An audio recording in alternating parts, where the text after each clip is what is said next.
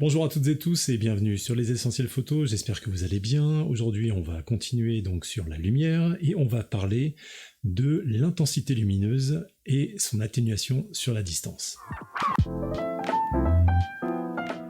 Alors ça c'est une notion qui est très importante, encore une fois, et qui pose un peu les bases avant qu'on commence à parler de setup d'éclairage et ainsi de suite, c'est qu'il faut comprendre que alors c'est souvent une formule dont vous avez peut-être déjà entendu, qui est que l'intensité lumineuse est inversement proportionnelle au carré de la distance. Alors, dit comme ça fait effet dans les soirées, mais ça peut paraître très compliqué, mais en fait c'est pas aussi compliqué que l'énoncé pompeux en tout cas on donne à laisser entendre.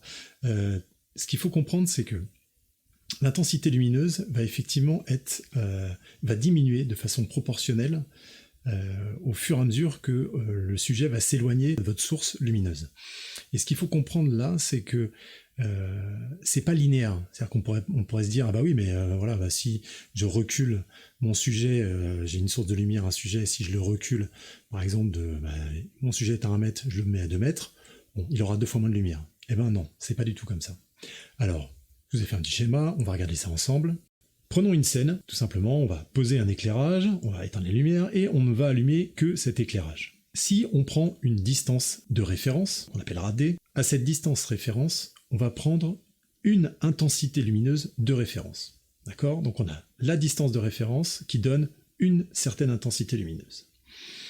Si on double la distance de référence, eh bien l'intensité lumineuse va tout simplement être divisée par le carré de la distance. Donc là, en l'occurrence, on a multiplié la distance par 2, donc 2 fois 2, le carré de 2, 4. Ça veut dire que votre intensité lumineuse, si vous doublez la distance, encore une fois par rapport à votre source lumineuse, eh bien si vous doublez cette distance, vous allez vous retrouver avec plus que 25% de l'intensité que vous aviez mesurée à la distance référente. D'accord, qu'on va considérer comme étant le 100%, puisque c'est notre luminosité de référence. Et ainsi de suite. Ce qui va se passer, ça veut dire que si vous multipliez la distance par 3, eh bien il va falloir forcément diviser votre intensité de référence par le carré de cette nouvelle distance, donc 3 fois 3, eh bien 9, ce qui veut dire que vous allez diviser par 9 l'intensité, ça va plus que représenter 11% de votre luminosité de référence. Et ainsi de suite. Si vous multipliez la distance par 4, vous allez diviser l'intensité lumineuse par 16, donc vous n'aurez plus que 6% de votre lumière que vous aviez à la distance de référence. Également, voilà, vous multipliez la distance par 5, vous allez diviser votre intensité par 25, ce qui fait que ce ne sera plus que 4%, et si vous multipliez la distance par 6, vous allez diviser l'intensité lumineuse par 36, ce qui ne sera plus que 3%, et ainsi de suite. Alors, il ne faut pas être impressionné par les chiffres, etc. Et voilà, parce que c'est sûr que cette formule très pompeuse, encore une fois, de intensité lumineuse inversement proportionnelle au carré de la distance, ce qui est important de retenir quand vous allez devoir justement jouer avec des éclairages, et ça encore une fois ça marche pour tout type de lumière, c'est pas que pour les flashs, ou ça marche aussi bien pour des lumières continues que du flash, que tout ça, c'est les principes même de la lumière, le principe physique de la lumière qui répond à une loi du carré inverse. Donc, ce qu'il faut bien retenir, surtout ce qui est très important, c'est que plus vous allez faire des variations de distance alors que vous êtes proche de votre source lumineuse, plus l'impact sur justement l'intensité de la lumière va être fort, c'est un impact, excusez-moi. Et au contraire, si vous faites des variations de distance toujours par rapport à votre source lumineuse, qui sont du même acabit, mais alors que vous êtes un peu plus éloigné de cette source de distance, eh bien l'impact sur l'intensité lumineuse va être inférieur, ou en tout cas beaucoup moins perceptible, et au fur et à mesure que vous vous éloignez, va être de moins en moins perceptible. Alors par exemple, voilà, on va prendre ce principe-là, D va être égal à 1 mètre. Comme ça au moins c'est simple. Donc si on reprend le schéma, D c'est 1 mètre, donc ensuite ça va être 2 mètres, 3 mètres, 4 mètres, 5 mètres, 6 mètres. Donc à chaque fois on se déplace d'1 mètre. Vous voyez bien que dans les premiers mètres, ceux qui sont très proches de la source de lumière, l'impact sur la luminosité est phénoménal. C'est-à-dire que déjà quand vous reculez d'1 mètre, vous perdez 75% de la lumière. C'est énorme. Alors que, par exemple, si on est de 5 mètres, en passant de 5 mètres à 6 mètres, on ne perd que 1% de la luminosité qui est perçue. Donc c'est surtout ces notions-là qu'il faut retenir. Et après, si on veut avoir une autre image, par exemple, en termes de diaph, eh bien, tout simplement, voilà, il faut vous dire que si vous avez votre intensité lumineuse de référence, donc qui est votre standard, dès que vous doublez la distance, vous avez déjà perdu 2 diaph, 2 IL. D'accord ? Si vous augmentez la distance par 3, vous avez perdu un peu plus de 3 IL, donc un peu plus de 3 diaph.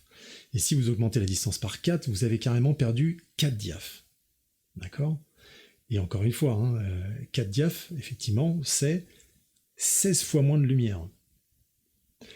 Donc ça voudrait dire que si, par exemple, vous voulez garder une exposition constante, en termes de valeur d'ouverture, et bien si vous voulez avoir votre sujet qui se balade sur ces différents points, à ces différentes distances de votre source lumineuse, et que votre source référente, par exemple, était à un diaph de f16, une lumière qui envoie un petit peu, et bien il faut savoir que, voilà, si vous passez d'1 mètre à 2 mètres, eh bien il va falloir ouvrir à f8 pour compenser effectivement ces 2 diaphs, et ainsi de suite, ouvrir à f5, 6 s'il est à 3 mètres, et encore vous serez peut-être légèrement sous-ex, et s'il va à 4 mètres, il faudra passer à f4, donc vous passez de f16 à f4 pour maintenir une exposition équivalente.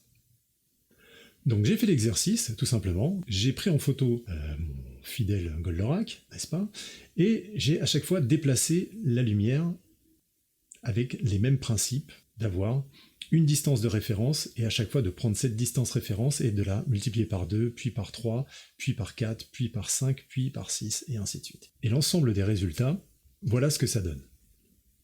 Ça, c'est ma luminosité de référence avec ma distance de référence. Ça, c'est le résultat alors que la source lumineuse a été déplacée de 2 fois la distance, puis 3 fois la distance, puis 4 fois la distance, puis 5 fois la distance. Et juste pour référence, ça, c'est ce que ça donne quand il n'y a absolument aucun flash. Alors, si on regarde le récap, voilà, là vous avez les 5 expositions, bon, hormis celle sans flash bien évidemment, vous avez les 5 expositions avec la distance référente, 2 fois la distance, 3 fois la distance, 4 fois la distance et 5 fois la distance pour bien percevoir que sur les premiers mètres, l'atténuation est dramatique visuellement. Et au contraire, vous voyez, si vous comparez par exemple la distance à x3, x4, x5, même si on voit et on perçoit cette atténuation de lumière, on voit qu'elle est beaucoup moins importante. Voilà, ça c'était l'atténuation de la luminosité avec la distance, et c'est une notion qui est très importante puisque quand vous allez positionner vos éclairages, et selon les problématiques de fond, de sujet et d'espace que vous avez, eh bien, connaître cette notion et ce comportement physique de la lumière est très important. Et d'ailleurs, à travers ça, vous allez peut-être comprendre maintenant, avec cette atténuation très rapide que vous avez dans les premières distances avec vos sujets et par la suite ce qu'il y a à l'arrière-plan et autres, vous allez comprendre pourquoi sûrement plein de vos photos au flash faisaient que un sujet qui était très proche était souvent cramé, quelqu'un de bien exposé juste à 1 mètre derrière, et rapidement vous aviez du noir derrière.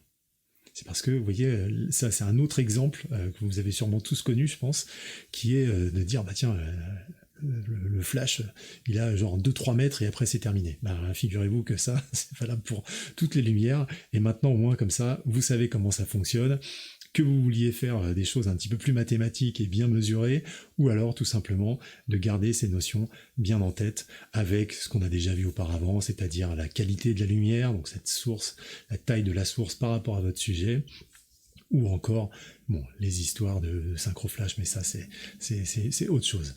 Voilà, bah écoutez, j'espère que vous avez appris plein de choses. Pensez à mettre des pouces bleus, parce que c'est important, pensez à partager, voilà, c'est une des façons aussi, ou à commenter surtout, ça me fait toujours plaisir de vous lire. Moi je vous dis à très bientôt pour un prochain épisode, d'ici là prenez bien soin de vous, et on se revoit vite. Ciao.